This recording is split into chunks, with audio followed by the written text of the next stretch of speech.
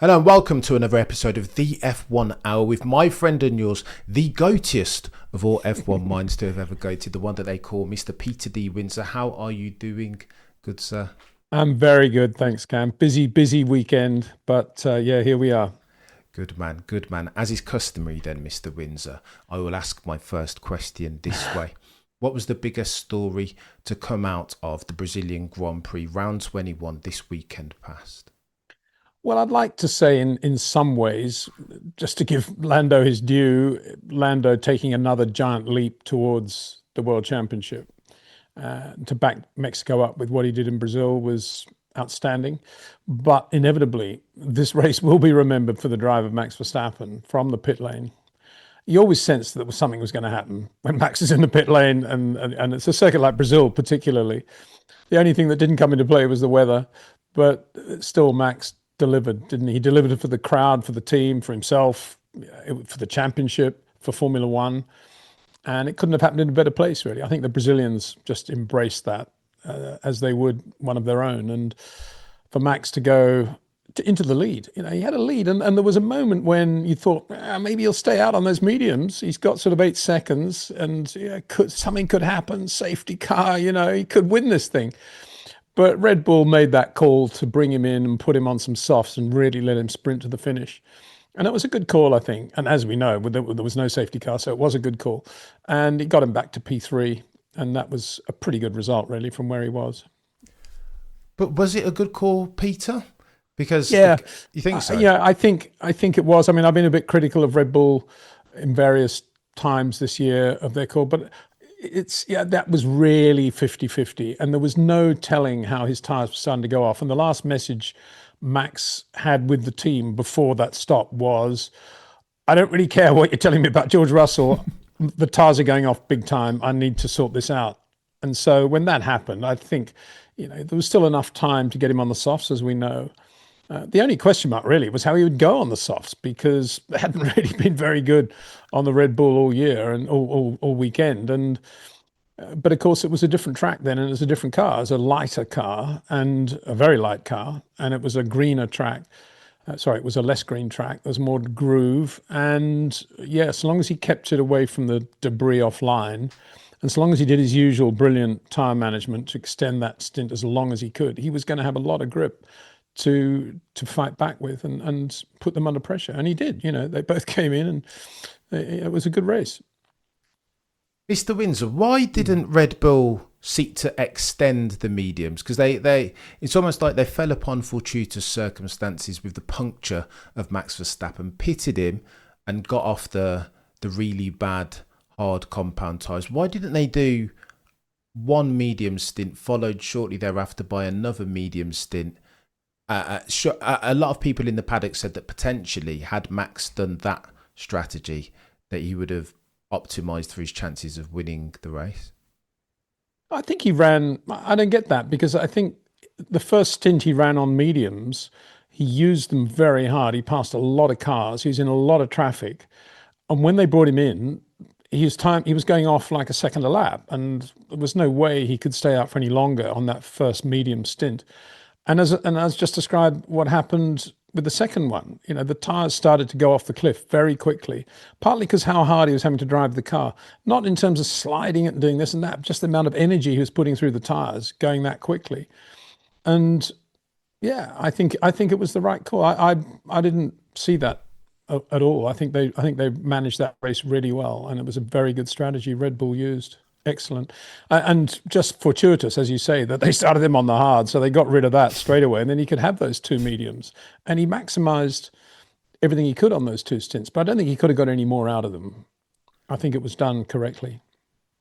Fair, Peter. So go on, let me... The only thing I would say, I mean, if people want to criticise their strategy, I come back to Q1, and I would have had him out on mediums for the entirety of Q1. Just to let the car settle on mediums, get a time good enough to get into Q2, and then faff about with the softs. But I wouldn't have put him out on 2 new softs like that. And I said that at the time after qualifying. I think that was the one mistake they made. And given how good the car was on the mediums, I think I was probably right. I mean, you say the car was good though, Peter.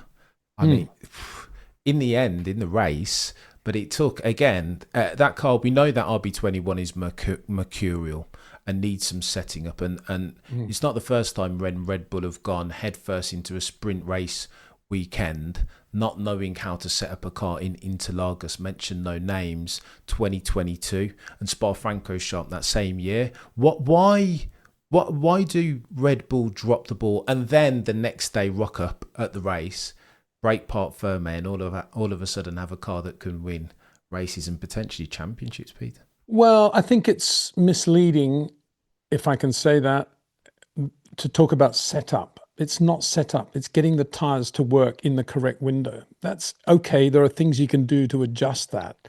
But it's not set up in the traditional concept of setup, i.e. springs, dampers, ride height, roll bar, all that stuff. It's not that, or wings. It's getting the tyres to work, which is a black art. It's a magical or ferocious black art, however you want to look at it. And the opposite extreme is Alpine. Why did Alpine suddenly have grip in Interlagos? Not because they did a massive amount of homework and got the setup absolutely right as much as they could within their own parameters. It's because magically they got the tyres to work. They don't know why, any more than Red Bull don't know why the tyres didn't work up until the race. That's the Pirelli thing. It's a Pirelli tyre thing, and it's to do with not understanding the dynamics of the tyre, of the teams not understanding. And the reason the teams don't understand the dynamics of the tyre in the way that, say, Ross Brawn and Michael Schumacher understood the dynamics of the Bridgestone tyre in their era is because Pirelli don't give the information out because they're in a monopoly, and it might help some teams more than another. So the teams are working in a black art thing. And if you talk to any driver, any engineer away from a microphone, which is the only way to talk to them these days, all of them will go on about Pirelli and how difficult it is to get the tyres to work. Now, one car consistently throughout the year has managed to get the tyres to work pretty well everywhere, and that's McLaren. And that's because McLaren have a more efficient aero package than any other team on the grid. And because they have more grip at any given moment, they've got a bigger platform with which to play, in which to try to get the tyres to work. But they have their moments when they don't have grip. I don't think Lando had a lot of grip in his first set of tyres in Q3. And so it goes on. That's what was going on at Red Bull. They just didn't know. It wasn't a question of setup. They didn't know how to get the tyres to work. And maybe it meant running them cooler than they were, or hotter, or different preparation. They probably don't know, even today, any more than Alpine don't know why they were relatively quick in Brazil. That's what it is. And I think people talk a lot about setup because that is, it's one of the catchwords of Formula One, but it's not that. It's black art, believe me. You don't think the ride height had a part to play in that, because it looked very jacked up? Yeah, I mean, Max was complaining from minute one about the ride and terrible. I mean, obviously ride height, like other things you can adjust on the car, plays a part, but it's not the first time he's had problems with bouncing and a poor ride height, and he still managed to get out of Q1. Let's face it, we're talking about a car not able to get out of Q1 driven by Max Verstappen. That's what we're talking about. Think about that. That is not ride height. That's not setup. That is the tyres not working, not giving any grip at all. And they don't know why that is. And it's not something that they can probably ever understand. As I say, there's not enough information out there. I don't even know if Pirelli have enough information. They don't need to do the sort of forensic dynamic analysis that Bridgestone and Michelin used to have to do when they're in competition. But why do they need to? As long as the tyres are relatively strong and bulletproof, which they are, congratulations to Pirelli, and so long as they have a tyre that fits the prospectus of Formula One, which is, let's have tyres that keep falling off the cliff in case the race is really boring, then we can break it up with pit stops, which is what F1 tell them they want. As long as they fulfill those two requirements, Pirelli are doing their job, and they're in there doing a fabulous job with PR and advertising and support and all the stuff they do behind the scenes, which is great. So that's it. There's no information out there. And that's why everybody goes from one race to another wondering whether they're going to be in the sweet spot or not. Look at George Russell. He couldn't get the tyres to work all weekend. No. Do they need to bring back another tyre manufacturer? Well, I mean, that's another thing. That'll never happen, of course, because we're lucky to have even one that thinks Formula One is good value for money, let alone another tire company thinking the same thing. So I don't think that'll happen. It all ended when Ross Brawn, who then went on to run Liberty, accused Michelin of flagrant cheating in Formula One. And Michelin pulled out a year later as a result, as they would. Bridgestone in Monopoly said, well, this is a bit ridiculous. We're just racing against ourselves. There's only a downside to that. We'll get out as well. Then Bernie said, we haven't got any tyre suppliers. I'm going to buy Avon again and everybody can buy tyres from me. Or maybe you can run Pirelli. I could maybe do a deal with Pirelli. And they'll say, oh yeah, do the Pirelli deal, Bernie. And here we are. Yeah. If we treated the tyre companies with a little bit more respect when we had them, then we'd probably still have a tyre war, which would be fabulous, but we don't. Peter, you mentioned about Lando Norris doing everything that was expected of him. I feel like at this juncture, I've got to eat some humble pie because over the past couple of weeks, I've called into question not Lando's ability necessarily, but his ability to execute in the most pressurised circumstances. And he's been, as near as makes no difference, perfect for the past 3 Grand Prix. Is this now Lando's championship to lose? Yeah, I don't think he was perfect in Austin, but certainly Mexico and Brazil have been outstandingly good. Of course, it's his championship to lose now. Putting aside power unit failures, oil leaks, whatever, it's his championship to lose. And he's driving beautifully. And you can tell it in his body language, his tone, when he speaks. He's very much more into being Lando Norris now rather than having to worry about Oscar. He feels he's got Oscar now and he doesn't have to worry about him anymore, which is the mindset he should have had from the start of the year rather than just in the last 4 or 5 races. And it's showing, Oscar's getting more ragged by the race, really. And yeah, he's looking like the world champion. And if he wins the championship, he will thoroughly deserve to do so. Oof. What did you make of Lando in quali saying that he's taking tighter lines with a view to reduce risk now, that he's now purveying the risk management landscape in real time? That feels like it's different from Lando, doesn't it? In addition to the fact that he's no longer bottling the starts, he's been perfect, Peter. Well, I didn't see or hear about that, but it sounds like he was probably asked some sort of question about line, I would imagine. And it sounds like they were going around in circles, excuse the pun, because yeah, you can take a more conservative line and look after the tires and look after the car more than perhaps you might at the start of the year. That's fine, and that's something that you can see drivers doing. But in terms of being a short corner driver, or let me rephrase that, in terms of having all the tools he needs in order to create earlier entries and extend the straight into the corner and extend the straight out of the corner, Lando's still a long, long way from, say, Max Verstappen.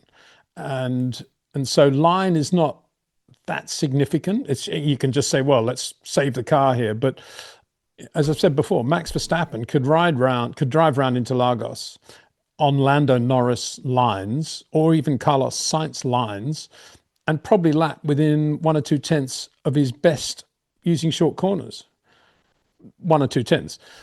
But it wouldn't be far away. I mean, line is not that important. Much more important is the rate of inputs of the driver to the car, keeping the car flat to the surface of the road so all 4 tires are working well, and being very supple and flexible with your inputs and creating a lovely sweet spot in which you can play with the variables going in. That's what it's all about. And the line is secondary. So when I think line is probably something that TV companies love to have because it's quite a nice graphic to show this guy's turning in like this and this guy's got an apex there or whatever they want to do. It's kind of irrelevant. It's all about the rates of input of the drivers. Max Verstappen would not be able to do what he does with corners and create the rotation point when he does. Let's not talk about an apex. If he didn't have all those other tools, the incredibly soft touch, the suppleness, the feel, everything that he has, the rate of input, his perfect harmony with the dynamic weight of the car, which Ayrton Senna always used to talk about. That's what Max has. And that's not, I imagine, what Lando was talking about. But I would make one, and I think a final point on that. If you look at Max in the race, when he was really on it, and finally the tyres were giving him some sort of feel and grip when he was on the mediums, and again right at the end in the softs, going into turn 1, he's actually, in terms of short corners, he's actually very wide, much wider than Lando going in there. Why? because he's already thinking about the change of direction in the middle between 1 and 2, and he wants to make sure as he's got to that change of direction point, he's got the car traveling straight for as long as possible, so he doesn't overload it either way. And that's why Max is always so quick out of turn 2 and down the straight there, out of 3. He's only thinking of the change of direction. He's not thinking of turn 1's apex and how to get in early or whatever they're thinking about. It's very easy to get in early into turn 1. It's cambered. It invites you to do it. But that's not what it's all about. Max Verstappen, that's the one place where he doesn't go in early. Interesting, isn't it? Double clicking on the Lando circumstance again, though, very quickly, Peter. What do you make of the F1 community who's still saying of Lando that he's a fast car merchant? That he'll be very, if he does win the Drivers' Championship, that he'd be very undeserving. That if you had Max in there, that Lando wouldn't see which way he went. And again, you get Lando getting booed roundly by the Brazilian contingent when he's on the podium. Them singing the Max Verstappen song, Max Verstappen. To that, Peter, you respond how, sir? Well, I've said it before. The booing, I think, is absolutely terrible. It's unconscionable because it will lead eventually to something nasty happening. The more the crowd, the fans, the TV audience, whatever it is, are incited to do that, the worse it's going to get. And we need to jump on it right now. Somebody from Liberty needs to say, this has got to stop. This is how it's going to work, or whatever. We need to get all the top drivers saying in some sort of video, no more booing. This is not good. We need to have the so-called rivals with their arms around one another and say, look, we're all friends here. That's what needs to happen, in my opinion. I think it's absolutely terrible. And for people not to respect Lando's ability is just, they might as well go and watch some other sport, because they obviously haven't been watching Formula One with any sort of detail. He's not good on slow circuits. Is that what they're saying? I thought he won Miami last year, did he not? No, I think the knock on him. I thought he won Monaco. He's pretty good. I think. He's you're saying he's a fast car merchant. It's not fast car merchant. Yeah. Well, yeah. So is Max Verstappen. He wasn't in a quick car in qualifying. He couldn't get out of Q1. No, Max can only drive when he's got a fast car with lots of grip. He's hopeless when he's got no grip. He couldn't even get out of Q1. Couldn't even beat Liam Lawson. Beaten by both the Racing Bulls. He should retire. People are ludicrous, aren't they? In some of the judgments they make. But where's the difference? But to that point, Peter, if I'm going to push back on you respectfully, isn't it a difference in extents and not kinds? Given some of Max's performance earlier on in the season, Japanese Grand Prix, when he had no right to put it on pole and did it, notwithstanding, similar thing around Saudi Arabia, British Grand Prix pole, that Lando and Oscar to a certain extent have all season benefited from fast car privilege and very nearly wasted it. Yeah, but that's an obvious point. But Formula One is about teams. It's about the team you drive for. Every car is different, and the Red Bull is different from the McLaren. And of course, I would never say Lando Norris is as good as Max Verstappen. And if you want a world championship based on the best driver of the year, of course, it's Max Verstappen. But what's the point of doing that? That is not the world championship. That is not the way it's set up. And for whatever reason, and good luck to him, Lando Norris has found himself in a very, very good McLaren, part of which is his own making, because he's been with that team for a long time, and he's benefiting from that. Good luck to him. Why do people want to criticize that? If he's going to win the world championship because he happened to be in the right place at the right time and grow with the team organically, and he's been in with Zach Brown since, age dot, fair enough. Give him credit for that, and give him credit now for the way he's driving. I think he's doing a great job. He's been really good, particularly over the past 3 or 4 Grand Prix, and I've got to give him credit for that. But last Grand Prix at Mexico, Lando said something similar, didn't he? He said, I don't know why I'm getting booed, to which the Mexican journo present said, well, I can explain it to you. Go back to Monza and the invert position order that Oscar Piastri got, because you had a 5.9 seconds slower pit stop. It's the perception that McLaren have been putting their thumb on the weighing scales of competition. And I don't think fans like that. Well, the people that are booing don't know the full story, obviously, and it's just infantile behaviour, in my opinion. And as I say, Formula One, I think, should take a step forward now to stop all that. It'll get out of hand if they don't. Sadly, and I agree with you, Peter, but sadly, it feels like that's not going to happen. In fact, per Liam Parker, Chief Communications Officer of the commercial arm of F1, in a recent interview said that F1 is not a sport, it's content. And if Stefano Domenicali were here, my boss, then that's exactly the words that he would say. Does that mean then, Peter, that F1 potentially is going in the wrong direction in taking a step towards the Netflixization and Drive to Survive and encouraging this footballification of Formula One, do you think? Well, it doesn't matter. I mean, Liam Parker may say that, but everybody who competes in the pit lane and in the cockpits of the cars knows that it is a sport, and it's a very, very difficult sport. They don't go around thinking, oh, this is entertainment. I mean, Oscar Piastri didn't think when he went down by the pit wall into turn one at the restart with Kimi Antonelli to his right, having been very slow away from the restart. He didn't think, I'm going to go for this because this is great entertainment. And if I get a penalty, it'll create lots of headlines in Australia. That's going to be good for the sport. That's going to be good for the entertainment. He's a racing driver. He just got on with it. You know, people on the sidelines love to talk about the difference between sport and entertainment, and they have done for many, many years. I remember Jim Clark always in his books and interviews used to say, you know, it's so sad that Formula One is only ever on the front of the newspapers when a driver is killed, and it's never in the sports section. And so it's always been a shift. You know, there's always been things going on about Formula One where people on the outside have tried to pigeonhole it in one area or another. The reality is, of course, it's an athletic sport from the point of view of the drivers. From the point of view of the engineers, it's an incredible scientific engineering, NASA-like project.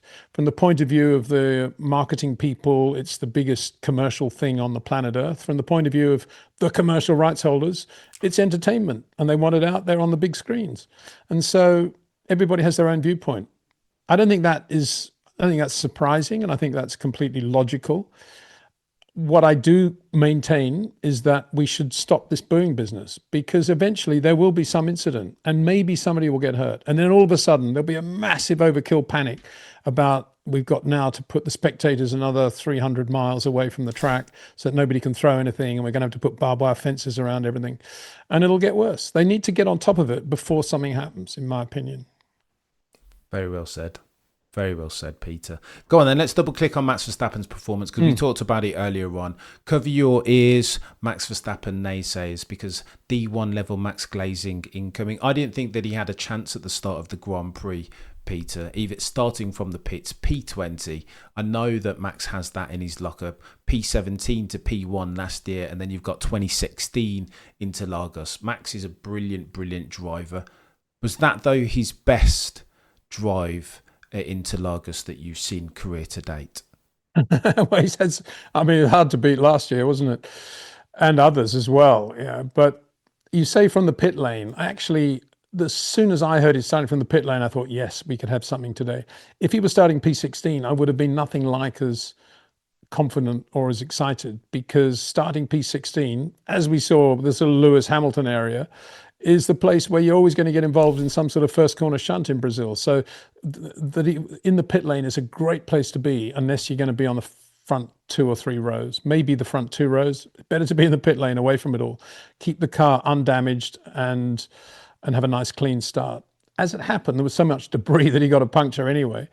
But that could have happened even if he'd started P2, P1. So, yeah, I think starting from the pit lane was a great thing, actually. And it was a very good decision by Red Bull. Obviously, it was a pretty much of a no-brainer, wasn't it, in terms of the new power unit. But from there, he was faultless, wasn't he? Absolutely faultless. And I think it was because he was so happy at last to feel that he had some grip on those medium tyres. And the more he drove on the medium, the more the car felt like a racing car again. And because of that, he could just mentally relax and just drive the car. Qualifying, I think he was very stressed because he just didn't have any feel. And he arguably maybe didn't get the best from the car. I mean, the second run in Q1, he was just so late on the throttle in sector 2, just to make sure he had no understeer, no oversteer, and just trying to keep the thing as neat, as tidy as he could. But it was just bog slow. But that wasn't the case, obviously, when he got onto the mediums. And you could tell it in his tone of his voice. He was much more relaxed. It was the real Max. Yeah, and Brazil's a great place to have that sort of race if you're Max, because it's a great passing circuit. You got two good passing spots, and he was just good everywhere. No mistakes really, none at all. Right at the end when the softs went off, yeah, he had a few jinks, but then the softs were going off, and what could he do? So yeah, just a fabulous drive by Max, and great to see it. It could have been a completely boring race, couldn't it? But it was just one of the greatest. The only thing it didn't have, as I say, was rain. If it had rained, it would have been even better, I think. But anyway, we won't go there. A rising Max Verstappen tide, Peter, floats all F1 boats. I'm baffled by the way that this dude at this juncture just makes the impossible seem almost routine. It's almost like, and again, after the fact, Max Verstappen naysayers will say, well, he had a super fast car. This was Lewis Hamilton 2021, a brand new power unit, etc., etc. But the odds makers had him as a 45-1 outsider to win a race, and he was this close, Peter. This close. Yeah, I don't understand the business about the power unit, because the power unit's more reliable if it's new. I'm not sure it has any more power, maybe a little bit more, but don't forget he was quickest on the straight anyway. So why was everybody excited about the power unit change? I don't think that made any difference at all. It was all to do with the tires suddenly working, coming into their window, and Max just suddenly had a race car. And had he, as I say, if he'd run mediums in Q1, probably, I don't know whether he would have got out of Q2, maybe not, I don't know. But he would have got involved with the first corner accident from the middle of the grid, I don't know. But we could see, the medium tire was really good on that Red Bull, and he just made perfect use of it.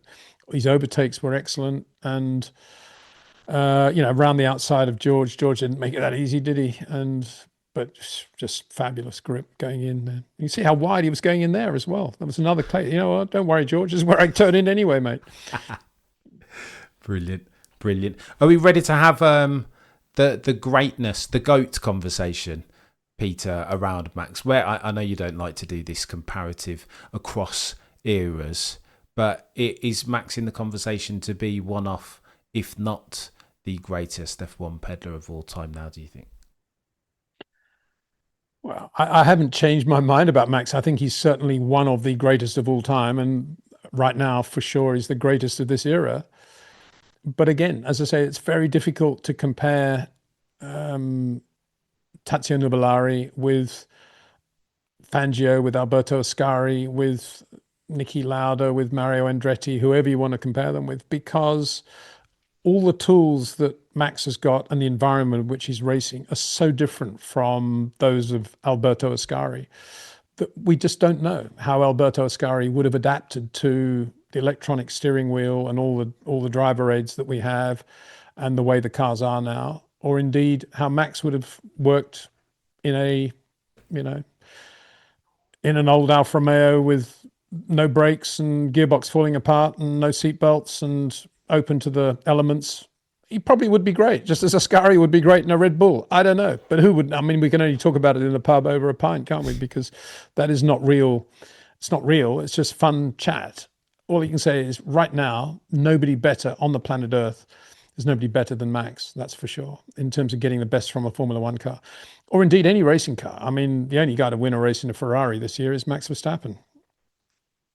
Peter, let me double click on that, because you said best era, and I can hear Mama Cameron and so many Sir Lewis Hamilton fans saying, how very dare you, Peter Windsor, talk about Lewis so in a way that's so blasphemous. 7-time champion, isn't he the greatest of the era, Lewis Hamilton, notwithstanding his underperformance over the last I did few say years? right now, and right now in this era, there's nobody better than Max Verstappen. There was a time when there was nobody better than Lewis Hamilton, for sure. But that's no longer the case. I think Max is better than Lewis right now. You can't, there's no way Lewis Hamilton is as good now as he was in, say, 2021 or 20. Peter, I desperately didn't want to talk about this topic with you because it's the wound is still too raw. No, it's only because he thinks about his racing more than he used to. It's not an age thing. He's got older and therefore he's slower. It's just that when you do get older, you think about things a bit more, particularly if you're a racing driver. When you're younger, you just go, right, this is the way to go. It's quicker. Go for it now, flat. when you're older, you think, if I go for it, what could happen? If I don't go for it, what could happen? And then the moment's gone. That's all. You just think about it more. So He's still fired up. He's still emotional. He's still motivated. He's still all of those things, but he thinks about it a bit more. That's all. And Max doesn't really think about it. If there's something that is going to work, he'll do it now, because he's almost robotic in the way he operates as a racing driver in the car and with the engineers. This will work. This will not. This is what I want. Don't waste time talking about that. And it's very, very impressive to see, because all the decisions he makes seem to be correct about everything. per Zach Brown, he's not bad, this Max guy. He'll do very well. I'll tell you something else. Peter. Just to finish that. And I don't think it's helped Lewis. Of course, he was fed up at Mercedes and he got the Ferrari offer, and Ferrari, in his mind, with the red cars, the F40, the pasta, the clothing, whatever it is you love about Italy and all the stuff that comes with being a Ferrari driver. How much actually did he think, but I've got Charles Leclerc in the other car. What is that going to do to me as a racing driver? He probably thought, well, I'm a 7 times champion. He's never won a championship. He's obviously very quick, but I should be able to have Charles, no problem. That's probably what he thought. I don't know, I may be wrong. In which case, that's why he's not as good as he was, because it's been a shock to him how good Charles Leclerc is. And those of us on the outside, who are privileged to look in, knew how good Charles is and know how good Charles is. And that, that's the sort of decision that Max wouldn't have taken without really thinking about it. Max would think, if he was offered the Ferrari drive now instead of Lewis, he would think, yes, this is good, that's good, that's good. Charles, I can do him, no question. But the guy is very quick. He drives the same way as me, probably, but he knows the team. He's quite political. It's too much aggro. I don't need all that aggro, that guy being so well entrenched. No, I'll stay where I am. That's probably the way he would think. Or can I get Ferrari to give me another driver in the other car? Whereas Lewis just went in head first. Yeah, Charles Leclerc. Yeah, no problem. I'm not saying he said no problem, but it looked a bit like that, didn't it? Hadn't been thought through, and that's part of the reason Lewis thinks about things a bit more now, because he keeps thinking about why Charles is doing a better job. This is But what if, go on then, Mr. Windsor, if I play devil's advocate, what if you're Sir Lewis and you're rounding third base on your career, and your bucket list item has always been to drive in the red car with the yellow badge and the black prancing Corsa top? Doesn't it make sense to tick that box? The risks associated with Charles Leclerc be damned. Absolutely, but don't expect people to say you're the greatest driver of the era anymore. Just say you were the greatest driver and you deserve your lovely holiday time in the autumn of your career at Ferrari. Enjoy. We love you, Lewis. We'll enjoy everything you do in the car. We'll cheer for you. If you win a race, it'll be brilliant. Everybody be happy. We don't have great expectations. Go for it. That's how it should be. Not, he's a 7 times champion. He should be easily beating Charles Leclerc. He should be winning races, winning championships. He's as good as Max Verstappen. No, it's not going to happen. Peter, what are we doing here? And I said that at the time. If Lewis goes there just thinking, I'm going to have fun now, and I've always wanted to drive for Ferrari and relax, that's the best way he'll get the best from himself. If he goes there with any sort of more serious plan, it's going to end in tears, because it ain't going to happen. And if it's a very, very good car next year, Ferrari have the best car, as good as the McLaren is now relative to its opposition, you still got to beat Charles Leclerc, It's not an easy ask, is it? No small feat. It's not. He doesn't have Antonio Fuoco in the other car. This is true. Go on then, mister. Let me try and play devil's advocate on this, because I've been wrestling with the Lewis Hamilton underperformance all season long. And I know that it's a hard one, Peter, this. But I know that the headlines will read something like, there are no Ferrari drivers ever in history who have gone 21 races in their first season without scoring a podium. That's the first one. The second one is that 64 points is what separates Lewis from Charles in the championship, and that none of that is good reading, especially against the backdrop of Ferrari paying $70 million US dollars to Sir Lewis for that level of underperformance. I understand it. And marketing can only go so far. Sometimes, per John Alcon, you need to go out there and win races. But if you look at the underlying performance, Peter, earlier on the season, it was 0.3, the delta between Lewis and Charles in qualifying this time round, and it was earlier on in the season ad nauseum. but slowly, bit by bit, it feels like in terms of absolute terms performance in qualifying, Lewis has slowly been taking bites out of that to where it was 0.3 and then it became 0.2 and then it's been hovering around 0.1, maybe 1.5 tenths. It is Lewis, if we're going to talk positive Lewis Hamilton news, do you think Lewis, as far as the underlying story that is Charles versus Lewis, do you think Lewis is now making progress and could potentially in 2026 go and deliver upon the promise that was the 8th in 2021? Well, it kind of depends on how good the car in 26 is. As I say, if it's a championship winning car, it's going to be very difficult for Lewis to beat Charles to the championship. Almost impossible, I would say. If it's a bad car, I suppose there's a bit of a chance that Charles will think, I've had enough of this, and just his mind will wander to something else, to driving for Mercedes or Red Bull or whatever it is. And maybe Charles' performance might drop away, enabling Lewis to look a little bit better alongside Charles. That could happen, I guess. But then for that to happen, Lewis has got to drive a really bad car on the limit. And I'm not sure at his age and experience, he's going to be up for that yet again after everything he went through in 22, 23, 24. So I think the answer to your question is no, because if Lewis was ever going to really take it to Charles, even in 2025, he should have been out qualifying Charles at least 40% of the time. And yep, Charles still with his experience and all the rest of it, the other 60%. But Lewis with his 7 world championships, the greatest driver of his era, at one point should have been out qualifying Charles 40% if he was going to be starting to dominate him in 2026. And that hasn't happened. I mean, yes, he's got nearer to Charles, give or take an odd Charles spin that brings out the yellows in the last minute of practice or whatever in Mexico. But he's never really outshone Charles to the point that Jackie Stewart outshone Graham Hill in his first season in Formula One at BRM, for example. Or even Graham Hill, when he went back to Lotus, out-qualified Jim Clark several times. But we haven't really seen that from Lewis Hamilton, have we? No. We haven't seen Lewis Hamilton doing what Graham Hill did in 67 even. So there's no reason to think that it's going to change in 26. As I say, it might change if Charles just goes completely off the boil in 26 because the car's a complete dog and they're struggling to get out of Q2 at every race. Lewis might be the guy that gets him out of Q2 and his stats against Charles, or out of Q1 rather, his stats might look a bit better, but that'll only be because Charles is so annoyed with everything that he's not even thinking about it anymore. And to that point, Peter, there's been a lot of chatter about Jean Todd's son, Nicholas, that he's now purveying the competitive landscape and shopping Charles Leclerc out to other teams potentially. Question I want to ask you, should Charles Leclerc leave Scuderia Ferrari at the end of next year? Do you think there's a greater risk now from staying than there is from Charles leaving?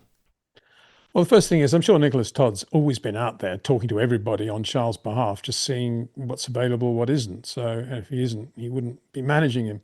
So, and he's a good guy, Nicholas Todd. I've got a lot of respect for him. Well, it all depends how good the car is. You know, if the Ferrari's a great car next year, why would Charles want to leave the team? He wouldn't. If the car's horrendous, of course, he'll want to be, from the third race onwards, when it's very clear Ferrari are going to be struggling all year, he's going to be out there trying to get into a Mercedes or a Red Bull or a McLaren or wherever, anything better than a Ferrari, for sure. And it won't be about money. It'll just be about the best team car that he can possibly get that is available. He won't worry about who's in the other car either. It won't be a factor for him. He'll just want to get into one of those top 3 other cars as quickly as possible for 27. But he doesn't know any more than, you or I know what the cars are going to be like in 26. So he has at the moment to think, well, could be Ferrari got a car, may not be a championship winning car, but I might win 4 or 5 races next year, in which case stay calm and go for it. But in the meantime, Nicola can be out there talking to Todd, Brown and, Meckies. Yeah. as it sounds like you might well be doing. And I think that's the move now for Charles. He's got to pervade the... When I say Todd, sorry, I meant Toto Wolff, actually. Yes. Was what I meant, sorry. Yeah, it's fine. No, absolutely. Yeah. So go on then, Peter. Let's talk about Oscar Piastri. Yeah. Because many people have said that at this juncture, given his poor form over the past 4 races, that it's almost disingenuous to argue that he hasn't been affected by the pressurised circumstance that is going for his maiden win in the drivers. Is Oscar Piastri now, because of aforementioned form, out of the Drivers' Championship, or do you think he can still turn around that 24-point deficit to his teammate Lando Norris? Championship, I mean, the race, the Brazilian race, from Oscar's point of view, was kind of a microcosm of the way the championship's going, isn't it? At one moment he was a bit nearer to Lando. He was never really going to put him under pressure, but after that first corner shunt at the restart, he was up there in P2 and pushing, behind Lando, but then it all just fell away. In this case, with the penalty and bit of car damage and so forth, a bit like the championship itself. So yeah, I would say it is over. To be honest, I can't see, unless Lando has a problem. Power unit, oil leak, whatever, I can't imagine he's going to lose it now. And it's going to be Oscar actually defending P2 in the championship from Max Verstappen, if Max has 3 good closing races. But Lando just has to cruise it now to win the title. And he'd be happy to finish second to Oscar if necessary in one of these upcoming races, just to consolidate. And no big deal for him. Why not? So yeah, it's been a disappointing year, and when you mention this recent run, one has to think back to Mark Webber's comment after Baku when he said, "Oh well, he's human. Everybody makes mistakes. It's a one-off race." Well, guess what? It wasn't a one-off race. It was the beginning of a trend which has never really got any better, and that's something that it's very unusual to have seen that. Quite often you see that with a number 2. I mean, a Perez ebbs and flows when he's alongside Max, has a couple of wins and then sinks without trace and then comes back towards the end of the year when it's contract signing time or something like that. But with it's very unusual to see somebody as dominant as Oscar was and as quick as Oscar was just going off the boil like this. And he's never done it at any stage in his career, as far as I can see. He's very resilient to all these sorts of things. In terms of his emotions, he's pretty steady and pretty calm. But I think it was unjustly penalised yesterday. I really do. I mean, you can look at it from a point of view of the first corner incident and say, it was a racist thing, and why should a guy get a penalty for going for a gap? And isn't that what racing's all about? Isn't that what Ayrton Senna always said? There's a gap, I'm going to go for it. And why should we have rules that penalise a driver? And I think, we're all probably divided about that. On the one side, there's the stewards and the FIA and the people that fuel them. And on the other side, there's the rest of us that like motor racing. But as I say in my video last night, to me, that incident was not confined to what we see on all those replays going into the first corner. That incident began as they were coming up the hill before the pit straight, before the long straight leading downhill into turn 1. And it happened behind Lando Norris, who once the safety car's gone in, he's now in control of the race. And he's going as slowly as he possibly can, just to sort of make sure everybody's nervous about what he's going to do next. And it's interesting because if you look at it, Antonelli at one moment accelerates quite hard, almost as if he's anticipating the moment when Lando's going to do it. And then he brakes. And Lando, I don't know whether he saw that in his mirrors or he's just feeling it instinctively. But at the millisecond that Antonelli does that, Lando's off and floors the throttle. And he's away. And Lando did that absolutely perfectly. Just brilliant restart from Lando Norris, I thought. Antonelli, a complete mess as far as I could see, because not only did he do that, but he was in third gear and not second. Tough. And he said afterwards, and I'm still trying to work this out, he said afterwards, I had too much wheel spin at the restart. Now, I thought, well, maybe I'm being unfair. Maybe he felt that the car was going to wheel spin a lot. And to avoid that, he went into third gear. He went up the hill in third gear and started in third rather than second to avoid the wheel spin. But my question is, how did he know that he was going to have too much wheel spin? Because before the restart, how would he know that? You can't judge that just by coming out of the slow corners and doing a bit of a burnout or whatever he was doing. And I've got wheel spin there, I better start in third. I can't imagine it was that. So why did he do that? And then he was very slow when he accelerated because he was in third. Lando's off. Oscar and Charles and everybody behind him, Hadjar and all those guys, they're all in second, as is George, of course. And they're all immediately going 8, 9, 10 kilometers an hour quicker than Antonelli. And that exponentially becomes larger as they go towards the start-finish line, the safety car line. By the time they get there, it's like 10 kilometers an hour difference between Antonelli and everybody around him. Yeah. And what's that all about? All because he's in third gear. I don't get it. Nobody mentions that. The stewards presumably didn't even look at that. I don't know why. And all of a sudden you've got Piastri, who's going really quickly. The only place he's got to go is down by the pit wall, which is absolutely filthy. You can see all the stuff coming up, all on the left front tyre. And as he goes in, obviously he makes allowance for it. But even then it locks up the inside front. And he gets the penalty for that, basically, because Antonelli has caused such a massive speed differential for everyone around him. And he says quite glibly, 3 into 2 doesn't go. Well, it's only 3 into 2 because you made a terrible start. Yeah. And I think that needs to be looked at, because I'm shocked that the stewards didn't look at that in more detail.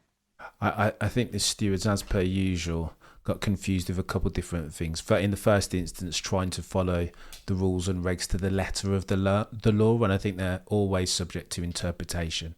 And then in the second instance, they got there was misdirection. They got confused seeing plumes of smoke coming from Oscar Piastri's car. Therefore, that must mean, Peter, that he didn't have the car under his control. And I just think there are shades of grey in there. And again, the community's come out roundly and said that penalty was far too harsh for Oscar, if necessary. Well, he shouldn't have got a penalty at all. If anybody should have got a penalty, it should have been Antonelli for causing that whole thing. He was the guy that effectively caused an avoidable accident by being so slow and in the wrong gear, as far as I can see. I'm happy to be corrected if there's a reason why he was in third gear. I thought, maybe he lost second. Maybe he couldn't get second. But then guess what? On that racing lap, he's down to second gear for sector 2. So actually, when everybody else is in third, interestingly enough, and George is in second, so it's not a Mercedes thing. Yeah, and even with that being said, Peter, surely Oscar Piastri sufficiently alongside Kimi Antonelli going into turn 1 to have deserved himself some racing room, though. If we're leveraging, absolutely. I mean, as soon as Antonelli could sense, which would have been instantaneously, that he was slow and everybody else around him was much quicker, and there's a big speed differential going on. As soon as a driver you sense that, and you've got a narrowing entry to a corner coming up, you just stay absolutely where you are, because you know there are going to be people on your left and your right. It's a restart. You know that. So all you can do is just go in on a constant radius thing and leave everybody room. Otherwise, there's going to be contact. That's just normal racing. There's nothing unusual. If you make a slow start, you just sort of sink in the cockpit and you just wait for everybody to settle around you. You don't then shut the door, assuming there's nobody there. Yeah, cars don't just disappear into space. I mean, and Oscar obviously ran wide. There's no doubt about that. But, why? Because he was going for a gap that should have been larger because of Antonelli making such a slow start. Yeah. I mean, I guess what you say is correct. The stewards probably may well have looked at all that and said, there's no rule against being in fifth gear if you want at a restart and being really slow if you want. Well, my reaction to that is, if there isn't, there should be a rule, because that's unnecessarily dangerous speed differential at a restart when the field is bunched. It shouldn't happen. I mean, the difference in speed was much greater than you'd ever get in DRS. Yeah, no, it's a good shout, Peter. But that being said, I feel like we're about to bury the lead, because nobody's talking about Kimi Antonelli and his and the turn 1 incident, or at least not as much as they are about a potential as versus a coming out party from Kimi Antonelli. That this is his Max Verstappen 2016 interlockers, because I thought Max was going to nobble him, Peter. I would have if I were. No, but his tyres went off. He would have if he'd had the same grip when he was chasing George, but his tyres went off, and that's why the last 2-3 laps he was losing grip quite a lot over those 3 laps. And all Kimi had to do, and he did it incredibly well, was keep his head, not make any mistakes and let Max do the pass if he was there, and Max being behind him, of course, it didn't help either with the tires. So that's what happened there. And Kimi did a good job in defense. But we're told that defense isn't important. We've got to have lots of overtaking. Nobody likes defense, apparently. Yeah. Oh, well, you and I should remember this one. This great drive by Kimi was all about defense in the last 5 or 6 laps. Yeah. And look how much everybody loved it. There's another argument never to have any DRS. Well, we're going to get that next year, aren't we, Peter, along with a well, very sadly we are, yeah. Very sadly. Different bits and bobs. Go on then, Peter. Is it round third? I wanted to ask you a couple. I just want to say this also. Kimi, it was interesting how Kimi basically did George all weekend through sector 2. And that is obviously a slow sector. And that's what we've been saying all the time about Kimi, that he is very, very good on slow corners and he's got a very nice touch. But it was interesting when Max was behind him, how much earlier Max's rotation point, he was creating that rotation point much earlier turn in. Maybe he had more grip at that point, the red tire because the mediums are also going off on Kimi's car for sure. But it was interesting. So Kimi's still got quite a lot of area in which to develop as a driver, even on slow corners, because it's not often we've seen him that, lap for lap compared with Max, and it was still quite a big difference. Not as big as the difference between George and Max, though. That was ginormous. George was way out on the transition point or turning in, and Max was sort of a car width inside him every corner. It was unbelievable to watch. Let's double click. Except at turn 1. Let's double click on that, Peter. Talking about, in the first instance, is Max the tightest of tight line drivers? And in the second instance, aside from the Lando and Norris de-risking, the additional incremental risk that comes with being a super wide line geometric racing line driver, what are the upsides from being as tight? You have the obvious one that you're travelling less distance, that there's... first of all, Max is better at doing that than anybody else at the moment. Charles is not far away. Charles is very, very near him. He makes more mistakes because he's a more emotional driver and he's subjected in his mind to more external things. So that's where Max is better. But in terms of technique, I don't think there's that much difference between Charles and Max. But having said all of that, as I said earlier when we were chatting, turn 1, if you looked at Max at turn 1, you wouldn't have said he was a short corner driver at all, because he's actually very wide entry into turn 1. But I've explained why he was doing that, why I think he was doing that. But going back to your point, corners are there to separate the straights. The car performs best on a straight. So it's logical that you want the car to spend as less time in the corner as possible, and you want therefore to extend the straight as much as you can. So if you're going into a corner, say what that 90-degree right at the top behind the pits there, when they had that long fast right area, and then they go into that one. If you extend the straight a little bit more, you're just turning the wheel slightly, but you're still holding throttle. You're coming out of the throttle slightly, and you're starting to load up the lateral load, and then you're starting to brake against lateral load without getting any understeer. That is the key. Just to be able to get the front to bite, but to extend the amount of time you're staying more or less flat on the throttle, and then go in, as a result of the trajectory you're taking, going into a very, very slow minimum speed rotation point. And every corner has one of those. It's when you think, this is the moment when I just got to turn the wheel and do it at the slowest speed that the car will allow me, the highest speed the car will allow me to do it. In Max's style, he doesn't care about how slow that is. Once he's done, he's gained all his speed going into that point, and then he just has a really slow minimum speed, rotates the car, and then he just wants the car dead straight as soon as possible so he can extend the length of the straight on the exit of the corner as well for the next straight. He's extending that one. So that's basically what he's doing naturally without thinking about it. But in order to do that first part where he's going in and he's starting to have to brake against that lateral load, as distinct from braking in a straight line and then turning in, just coming a little bit overlap perhaps, but basically you're braking in a straight line and turning in relatively wide and getting on the power as soon as possible. In order to do what Max does, you've got to have unbelievable feel for the rate at which you can release the brake pedal pressure against the increasing steering load that you're putting through the car. And that is where the skill is. It's all in the footwork and to some extent the handwork, but much more in the footwork. The line, as I say, is kind of secondary to all of this. It's how you balance the car with your feet, all the dynamic weights. And it's all to do with the rate at which you come out of or into and then out of the brake pedal pressure, and the same with the throttle. And that's where Max is just superb, as is Charles Leclerc, as was Lewis Hamilton. But Lewis now drives more conventionally in a straight line wide. Now, what Lando was saying was that he basically does that conventional thing. He likes to brake as late as he can, turn the car, and then get the power on as soon as he can. Has a relatively wide turn in, a geometrical apex, and then he just has a sort of curved exit. What he's now saying, which is kind of the opposite to Max Verstappen's whole world of how to drive a racing car, is, oh, well, of course, that leaves quite a lot of exposure, because if I'm braking as late as possible, I might catch an edge with my left rear. I might do something. I might brake a little bit too late. The car might be unstable. I might not be able to get the power on. I might have a half spin going in. So to minimize that, I'm going to start turning into the corners a little bit earlier, so I've got a bit more room when I'm doing my braking stuff, and then I'll get on the power and I'll just give myself a bit more margin.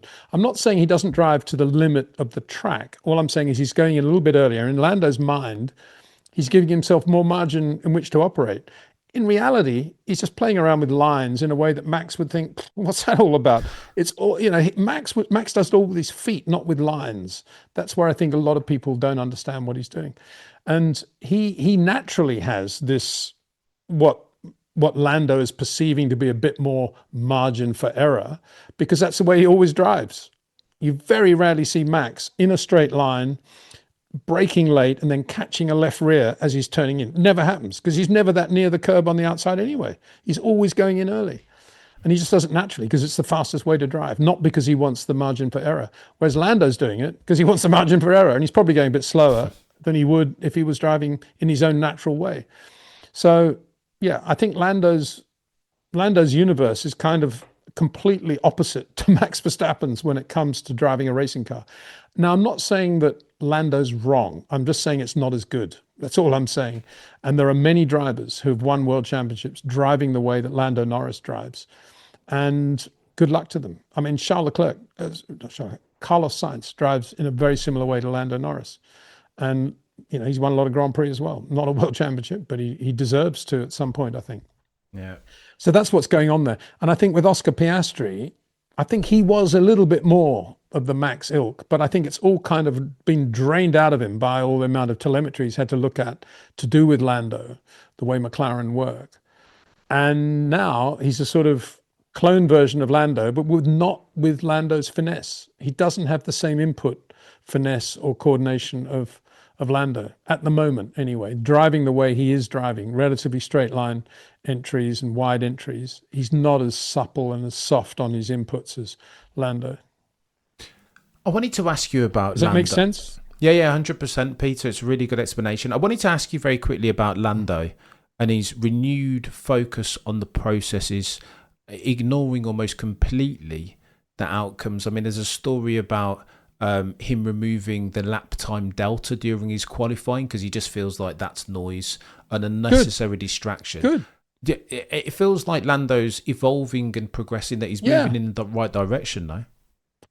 Well, he hasn't sent me the email saying, thanks, Peter, for that advice. But, I guess it's coming at some point. This is what he should have been doing from the start of the year, not worrying about all that stuff and just focusing on his side of the garage, not even looking at Oscar's telemetry, just doing what he does and feeling the car the way he wants to feel it. Absolutely the correct way to go. You don't want all that delta stuff. You don't want any data at all. Just drive the car. Yeah. That's how you get the best from yourself. That's, if Lewis was doing that at Ferrari or had been doing that, then I think he'd be the better driver now. He'd be a better driver for it now. Because from day one, he's presumably been looking at all Charles' telemetry and wondering how Charles does it. Oh, Peter, this is chaos. I thought we were done with the Lewis Hamilton slander. It's not slander. I love Lewis as well. I think he's a wonderful guy and great racing driver. I just wish everyone would get off his back and allow him just to enjoy his life. And if he wants to be a second slower than Charles Leclerc, let him. If he wants to be a 10th slower than Charles Leclerc, let him. If he wants to go a bit quicker than Charles, let him. But just enjoy this great driver having this wonderful time in his career at Ferrari, and let's everybody get off his back and stop expecting things from him. I think that's the problem. there was no way he was ever going to blow Charles away. So just relax and enjoy seeing him in a Ferrari in the red overalls, eating the pasta, and it's discovering some new techno funk Italian music or whatever he's doing. I don't know. I think the issue with Lewis, and again we're dotting around here, but you can hear it in his comments after the race where he talks about this was a dream and it's now turning into a nightmare. That this is the dichotomy of the Lewis Hamilton experience, because he expects it, quite rightfully some will say, of himself as a seven-time champion. Not necessarily to go and beat Charles, but be closer to Charles in the championship than 64 points adrift, sadly. I don't know. He didn't want George in the other Mercedes. He wanted to keep Valtteri because Valtteri was no problem for him, and George was always going to be quick and spiky and difficult, and not difficult as a person, but difficult to beat. And so it proved, and he didn't enjoy it. So he went to Ferrari and he got Charles Leclerc in the other car. Forget about the color of the car or the Ferrari thing. If you don't want George, why would you want Charles? It doesn't make any sense. I suppose he could have thought, well, Charles is a bit older, he's a bit more mature, he's been around, we're both intelligent people, we'll get on, it'll be great, blah, blah, blah. But for me, it was never going to be, and I said so at the time, it was never going to be what a lot of people thought, i.e. Lewis going there and winning races and championships. No. Don't forget, he did win the sprint race in China, so we should give him credit. He did. And he was going well around Mexico before he was. Charles Leclerc. Yeah, he was. And he wasn't slow in the build-up to qualifying in Brazil either. It just, it just didn't come together, did it? It was, I don't know, there seemed to be a lot of traffic when he was out, and he was saying on the radio, he said, what did he say?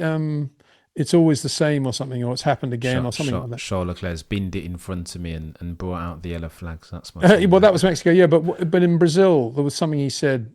It was like, you guys always have me out at the wrong time. Or so, I think that was the implication of what he was saying. I don't know whether I'm right there or not. He's not. But I thought it was interesting that Mercedes had their cars out on a relatively clear track, whereas Ferrari didn't. Oh, he's not being helped by the team, is he? Well, I don't know. I mean, you say that.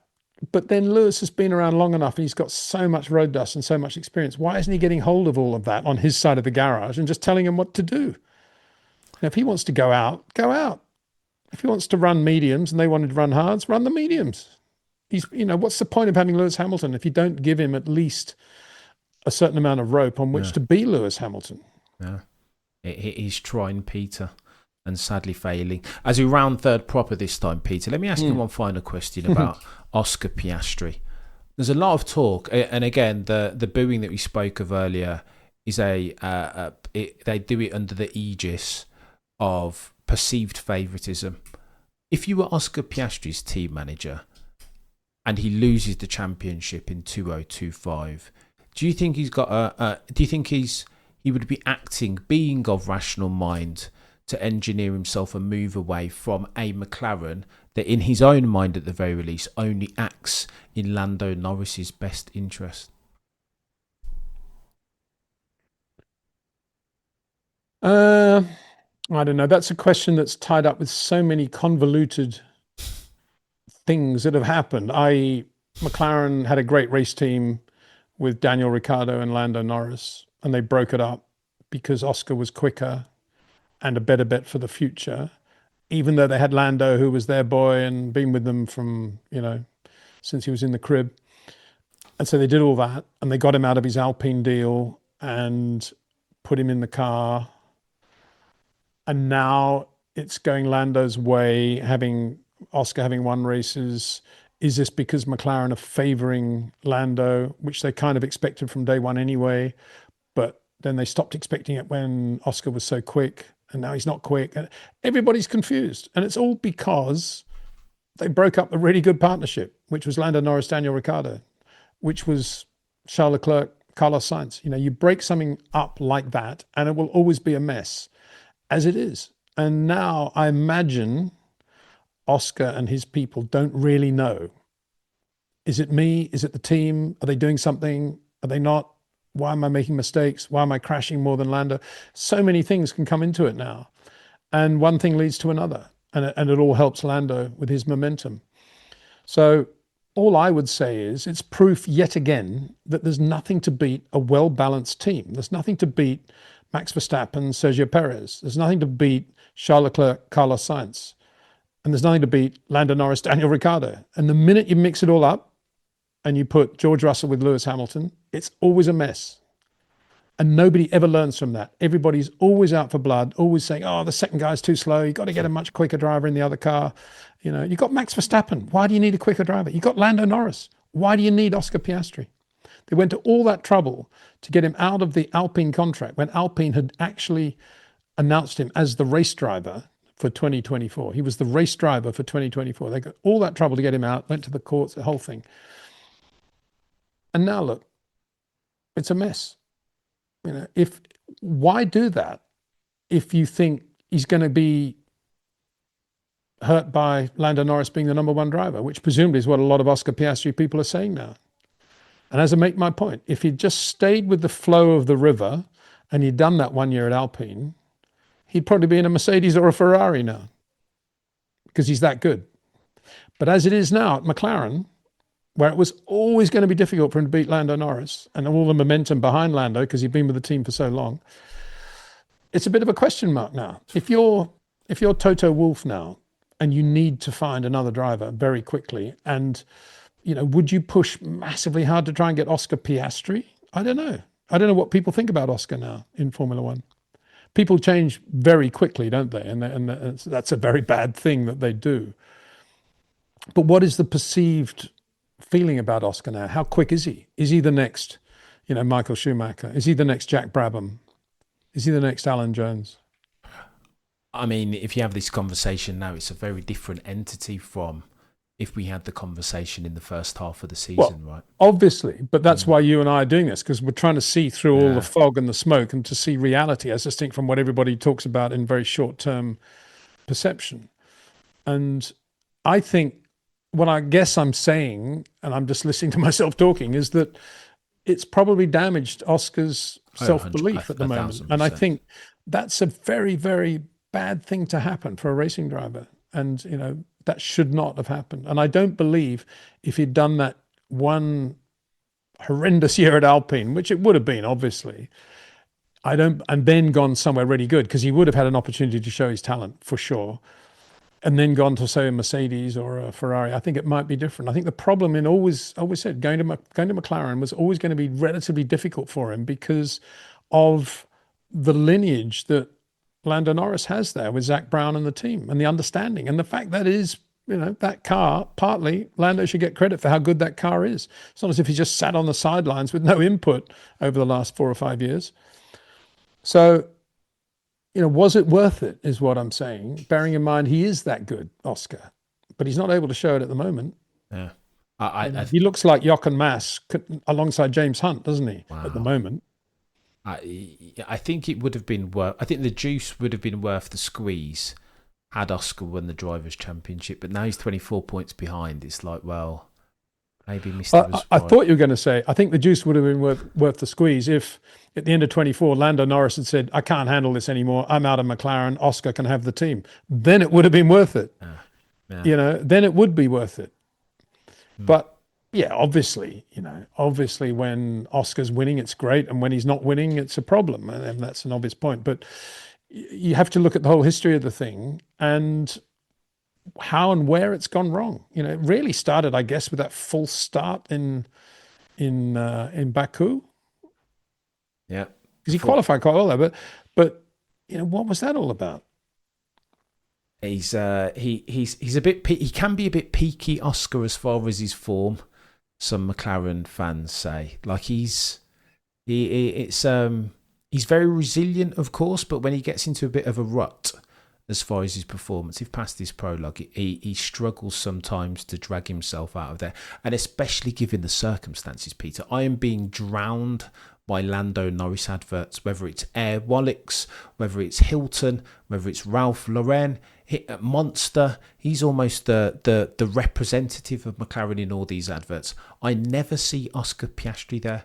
So when Oscar Piastri, of course, who will also be bombarded by this commercial image of Lando Norris, that he is the prodigal son, that he's the McLaren guy. I think that's got a Yeah, that but there's the Oscar that wins races and is very cool and is Mr. Frank Gardner, Mr. Jack Brabham, or Sir Jack Brabham, is the guy who, on seeing Lando in the Hilton ad, saying, "I'm glad it's him and not me. You know, I can just go home and have a quiet time with my family and prepare for the next race. That's what we do, mate. Go surfing or whatever, hit a few cricket balls." I don't think that's a worry to him at all. It may be now, but I don't think it would have been when he was the real Oscar. And as for your previous observation and the fans saying that, you know, he's a bit sort of not resilient enough, and when things don't go well, I mean, that's just an observation of what's going on at the moment, because there were moments in the first half of the year when he didn't have a great qualifying or whatever, or this or that, and he was right straight back. I don't think that's a fair comment to make about him, certainly in terms of the first half of this year, or indeed anything that happened prior to this year. It's only an easy comment to make now, because obviously Lando's going well and he's not, and it's getting worse. So everybody's saying, "Oh, well, he can't handle it very well." Of course they're saying that, because that's what's happening. But it's, you know, it's no good saying it now. If you want to say something like that, you got to say it in advance of it happening, and then it means something. But now it's a different story. And now it's Lando's McLaren team, which is what it should have been all the time. It's just that it's taken Lando quite a long time to get that back again into that sort of harmony. But this is the team that Carlos Sainz knew about when he was there, and Daniel Ricciardo knew about when he was there, and Oscar came in free and easy, no thoughts about anything other than just happy to be driving a great racing car. And every time he got in the car, it was just pleasure for him. Didn't think about things very much. Probably didn't study too much telemetry or whatever, and let it go in one ear and out the other if he did.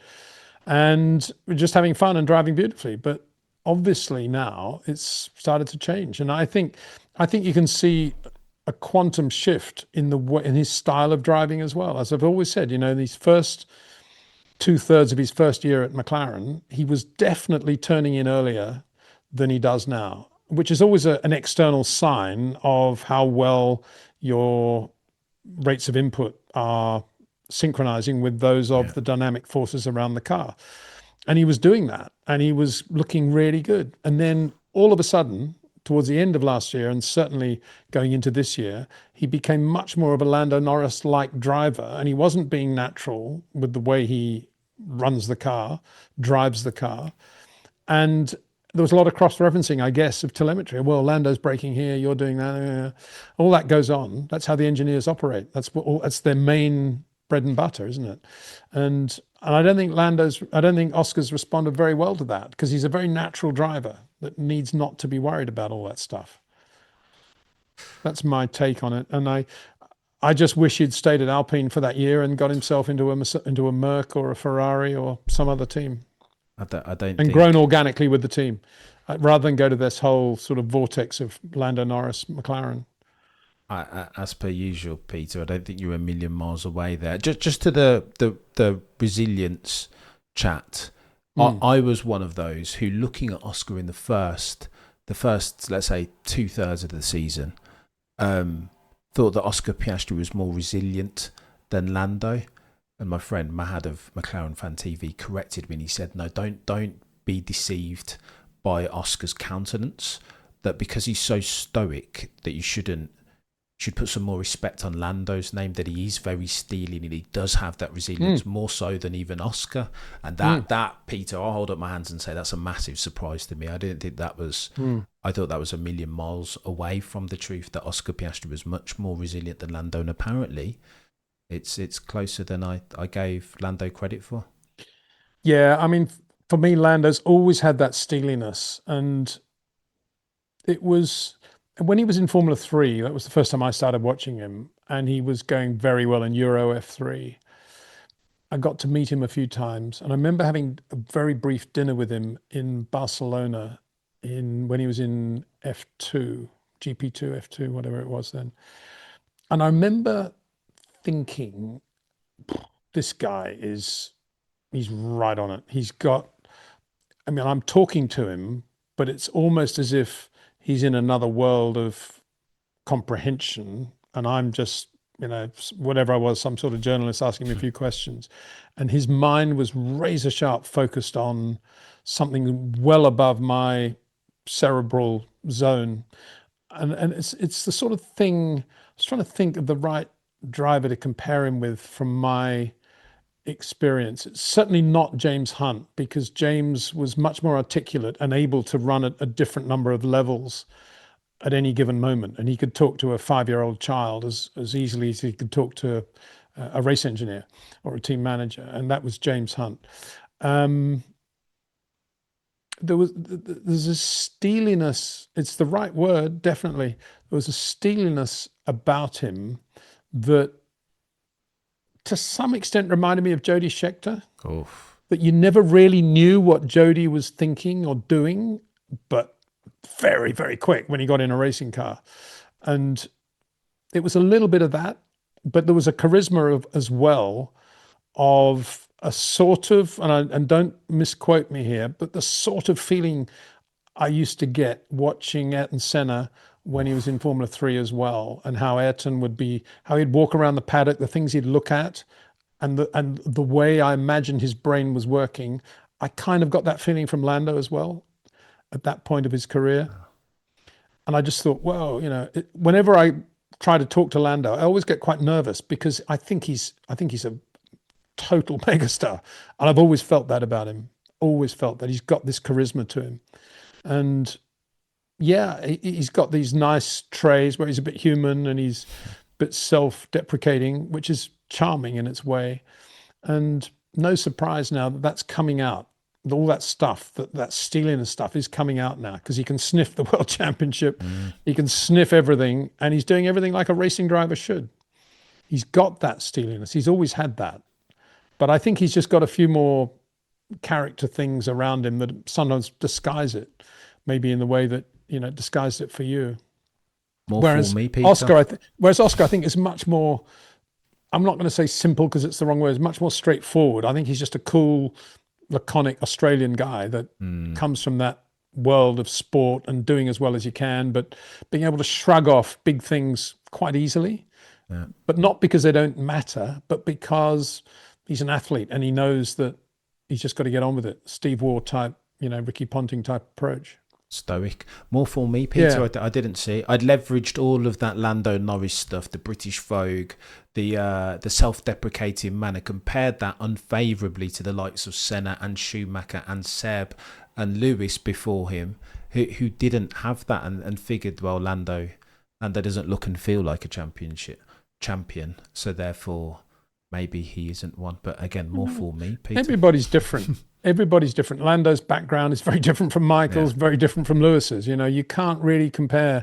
If you're looking into those sorts of windows, you can't really compare them, because Lando's so different.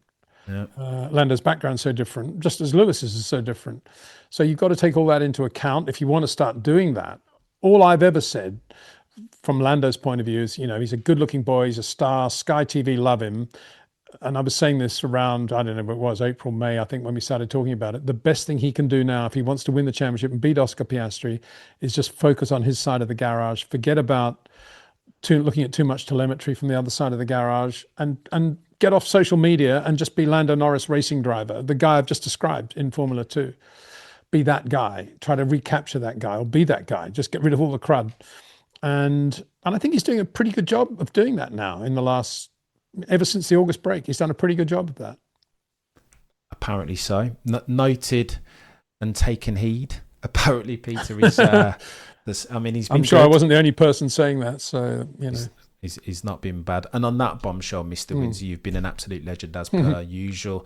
More than generous with your time. If you're watching this and you are not subscribed to the Peter Windsor YouTube channel, then what are you doing with your life? Go and do that now. Shortly thereafter, if you ingest any of your F1 podcasts on Apple Podcast or a Spotify, then it's the Short Corners podcast. That is the pick to click. If you're watching this on the YouTubes, do me and yourself a favour. Like, share, subscribe, all of that gubbins.